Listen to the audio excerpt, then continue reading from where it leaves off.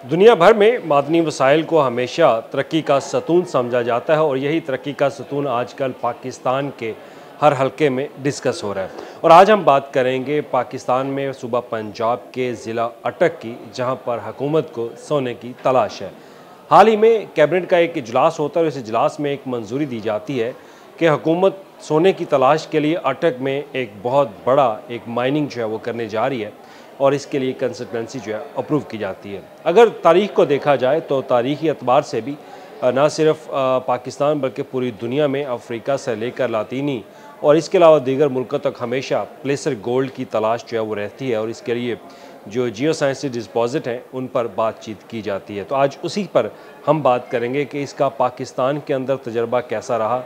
माजी में कैसे तजर्बात रहे और अब मौजूदा हुकूमत इस पर कितनी तवज्जो दे रही है। क्योंकि आज आए रोज़ हम मादनियात के ऊपर बात करते हैं, मादनियात के ऊपर पूरी दुनिया के अंदर एक नया सिलसिला शुरू हो चुका है, एक नई बहस शुरू हो चुकी है। और अब कहा भी ये जाता है कि जिसने मादनियात, जिस मुल्क के पास मादनियात होंगे, मादनियात के ज़खायर होंगे, वो मुल्क तरक्की करेगा। क्योंकि पहले ये समझा जाता था कि जिस मुल्क के पास पेट्रोल होगा वो मुल्क तरक्की करेगा, लेकिन अब बात मादनियात और मादनियात की अगर बात की जाए तो अमेरिका, चाइना, रशिया और दीगर ममालिक इसमें सर फहरिस्त हैं। लेकिन पाकिस्तान के अंदर भी मादनियात के ऊपर बहुत ज़्यादा बात हो रही है। हमारा आज का मौजू है गोल्ड की तलाश, सोने की तलाश। वज़ीर आला पंजाब ने एक खसूसी तौर पर एक प्रोजेक्ट जो है उसकी अप्रूवल दी है कि अटक में जो सोना है उसकी तलाश शुरू की जाए। तो आज सबसे पहले इस प्रोजेक्ट के ऊपर बात करते हैं कि अटक में आखिर कितना सोना मौजूद है और हुकूमत को क्यों उसकी तलाश है। तो इसमें सबसे पहले अगर पाकिस्तान को देख लिया जाए तो पंजाब में दरिया सिंध के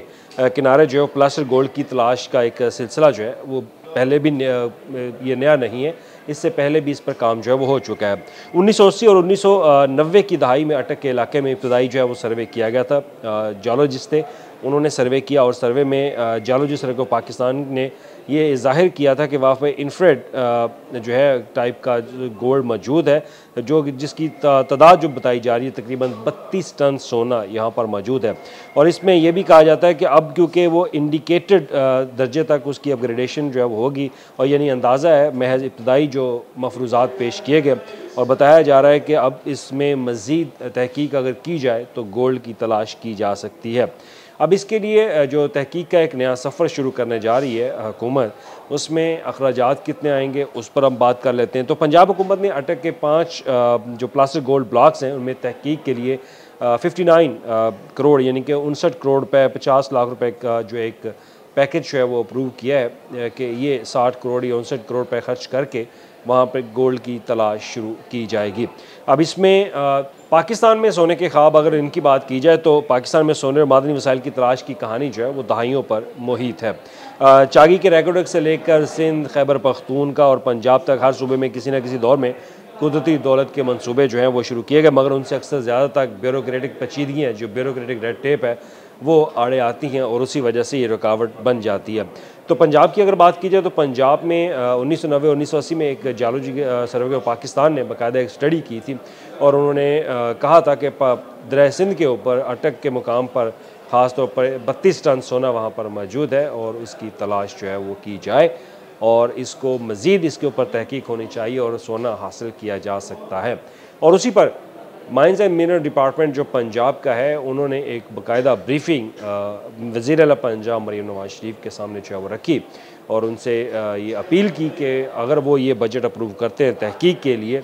तो फिर हो सकता है कि वहाँ पर 32 टन सोना जो है वो तलाश किया जा सकता है, क्योंकि जियोलॉजी कल सर्वे ऑफ पाकिस्तान की जो रिपोर्ट है उसके मुताबिक वहाँ पर गोल्ड मौजूद है। तो उसको मज़ीद 5 प्लेस गोल्ड डिपॉजिट करने के लिए मज़ीद तहकीकात जो है वो की जा सकती हैं। अब इसमें मुख्तलिफ़ कंपनियों को शामिल किया जा रहा है और बैनुल-अक़वामी जो हमारा एक अदारा है इसमें ख़ास तौर पर जो हमारा कौमी अदारा है नेस्पाक, वो इसमें शामिल है, वो कंसल्टेंसी करेगा और महकमा मादनियात के मुताबिक ये सर्वे जो है वो नेस्पाक के मेयारात के मुताबिक काम करेगा और ये वही मेयार होगा जो आलमी सतह पर मादनी वसाइल की तलाश में इस्तेमाल किया जाता है। और इसके साथ इस मनसूबे के तहत जो है वो रवा माली साल में ही इसके ऊपर बजट जो है वो खर्च किया जाएगा और बाकी रकम जो आइंदा माली साल में शामिल की जाएगी। जबकि डीजी माइंस एंड मिनरल्स के मुताबिक 4.3 करोड़ रुपये मामूल के बजट से पूरे जो है वो कुछ इंतज़ामी मामला जो है वो किए जाएंगे। महकमा ख़जाना पंजाब ने इस मनसूबे की तारीफ़ तो की है कि मगर ये वाज़ह किया है कि इसके नताइज पर कड़ी निगरानी ज़रूरी होगी, क्योंकि माजी के मुतालियाती मनसूबे ज़्यादातर कागजी नताइज तक महदूद हैं। अब ये अल्फाज मेरे नहीं हैं, ये अल्फाज उस ब्रीफिंग में महकमा ख़जाना पंजाब ने हुकूमत के सामने रखे कि माजी में भी हमने इस तरह के कुछ तहरीरी कुछ ऐसी जांच पड़ताल की, कुछ तहकीक की, लेकिन वो तहकीक कागज़ों तक महदूद रही। उसके लिए बजट ज़रूर खर्च किए गए, बजट मांगा भी गया, लेकिन वो सिर्फ़ कागज़ी कार्रवाई तक महदूद रहे, लेकिन अमलन कोई चीज़ हासिल वो हुकूमत को नहीं हुई। अब इसमें पिछले तजर्बात के ऊपर बात जो है वो करना ज़रूरी है कि पिछले जो तजर्बात में उसमें कितना सोना था और कितना धुआं था। अब ये पहला मौका नहीं है कि हुकूमत ने दरियाई सोना तलाश करने के लिए जो है वो सरमाया लगाया हो, और कहा यह जा रहा है कि इसी ब्रीफिंग में बताया कि गुज़श्ता 2 दहाइयों में कई बार ऐसे प्रोजेक्ट शुरू किए गए, मगर उनका नतीजा या तो रिपोर्ट्स की अलमारियों तक महदूद रहा या ठोस मुआशी फ़ायदे में तब्दील नहीं हो सका। ये हमारा माजी का तजर्बा है। लेकिन अब सवाल ये है कि इंडिकेटर से इंफ्रारेड क्या अपग्रेड करने के लिए इतनी बड़ी रकम वाकई ज़रूरी है, या सिर्फ कंसल्टेंसी कल्चर को जारी रखने का एक और बहाना है जहां असल फ़ायदा तहकीक करने वालों को होता है, ना कि अवाम या ख़जाने को। अब इसमें यह भी एक सवाल उठाया गया। अब ये सवाल एक उठता भी है कि माजी में जो हमारे तजर्बात थे उसमें करोड़ों रुपए का बजट जो है वो खर्च किया गया, लेकिन हमें हासिल क्या हुआ? ये वही कागज़ें हैं, ये वही